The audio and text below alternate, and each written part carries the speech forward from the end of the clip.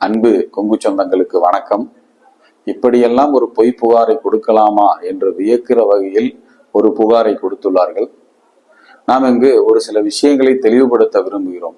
கொங்கு வேளாள கவுண்டர்கள் சங்கம் அரசியல் கடந்து நம் காவல் தெய்வம் ஐயா மாவீரன் தீரன் சின்னமலை கவுண்டர்கள் அவர்கள் காட்டிய பாதையில் நம் கொங்கு இன மக்களின் பிரதான பிரச்சனைகளான நியாயமான இடஒதுக்கீடு, கல்வியிலும் பொருளாதாரத்திலும் தொழிலிலும் விவசாயத்திலும் சிறந்து மேம்பட வழிவகை செய்வது மற்றும் நம் முன்னோர்களின் வாழ்வியலையும் கலாச்சாரத்தையும் பின்பற்றி அடுத்த சமுதாயத்தினருக்கு எடுத்து சென்று ஒரு சிறந்த முன்னோடி சமூகமாக செயல்படுவதே நம் நோக்கம்.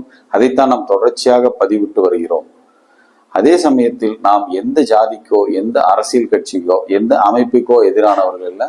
ஆனால் கொங்கு சமுதாயத்தையும் கொங்கு சமுதாய மக்களையும் இழிவுபடுத்தும் விதமாகவோ துன்புறுத்தும் விதமாகவோ யார் செயல்பட்டாலும் அவர்களுக்கு நமது ஒற்றுமையின் மூலமாக தக்க பதிலடி கொடுப்போம் என்பதையும் தெரிவித்துக் கொள்கிறோம்.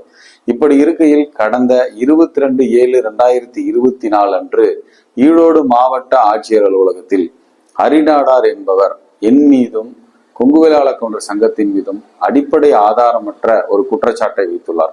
அவர் வைத்துள்ள குற்றச்சாட்டு என்னவென்றால், சமூக வலைதளங்களில் நானும் கொங்கு வேளாள கவுண்டர்கள் சங்கமும் அவர்கள் குறிப்பிட்ட குணாள நாடார் என்ற சுதந்திர போராட்ட தியாகியை இழிவுபடுத்தும் விதமாகவும் ஜாதிய பிரிவினை ஏற்படுத்தும் விதமாகவும் செயல்பட்டதாக ஒரு பொய் புகாரை கொடுத்துள்ளனர். நான் அந்த அரிநாடார் என்பவருக்கு வெளிப்படையாக சவால் விடுகிறேன். ஈரோடு மாவட்ட ஆட்சியர் அலுவலகத்திற்கு வாருங்கள்.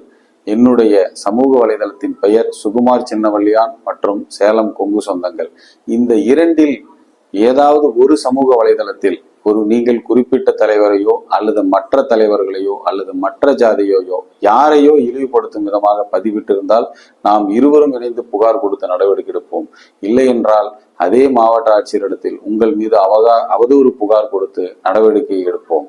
இப்படி எதையும் முழுமையாக ஆராயாமல் எந்த முகாந்திரமும் இல்லாமல் யாரோ கூறுவதன் அடிப்படையில் ஒரு பொய் புகாரை ஏற்பாடு செய்து உங்கள் அரசியல் லாபத்திற்காக எங்கள் பெயரை களங்கப்படுத்தும் விதத்திலும் மற்றும் உங்கள் மக்கள் மத்தியில் எங்களை பற்றி ஒரு தவறான பிம்பத்தை ஏற்படுத்த முயற்சிக்கும் நீங்கள் தான் ஜாதி பிரிவினைவாதி என்று நாங்கள் கருதுகிறோம்.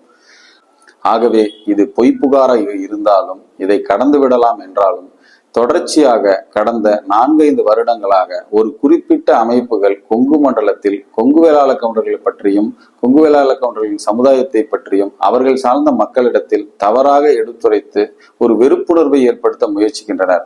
அதில் தற்போது அரிநாடார் என்பவரும் இணைந்து கொண்டு விட்டார். ஆகவே தமிழக அரசுக்கும் காவல்துறையும் இவர்களை தொடர்ச்சியாக கண்காணிக்க கொங்கு வேளாள கவுண்டர்கள் சங்கம் வலியுறுத்துகிறது.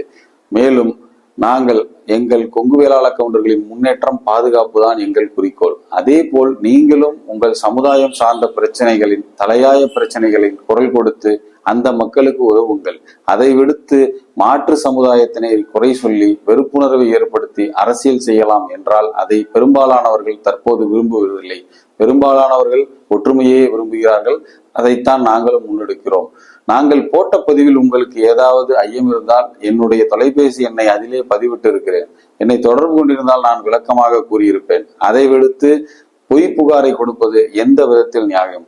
கொங்கு மண்டலத்தில் கொங்கு வேளாள கவுண்டர்களால் பெரிய பிரச்சனை வந்ததாக சரித்திரமும் வரலாறும் இல்லை. அது போன்ற மாண்பில் வளர்ந்தவர்கள் நாங்கள். கொங்கு வேளாள கவுண்டர்கள் சங்கமும் எந்த ஜாதியையும் எந்த மாற்று சமுதாயத்தினரையும் குறை கூறி அரசியல் செய்ய வேண்டிய அவசியம் இல்லை என்பதை ஆணித்தரமாக தெரிவித்துக் கொள்கிறோம். நீங்கள் உங்கள் சமுதாய மக்களின் வளர்ச்சியை பாருங்கள். நாங்கள் எங்கள் சமுதாய மக்களின் முன்னேற்றத்தை பார்க்கிறோம்.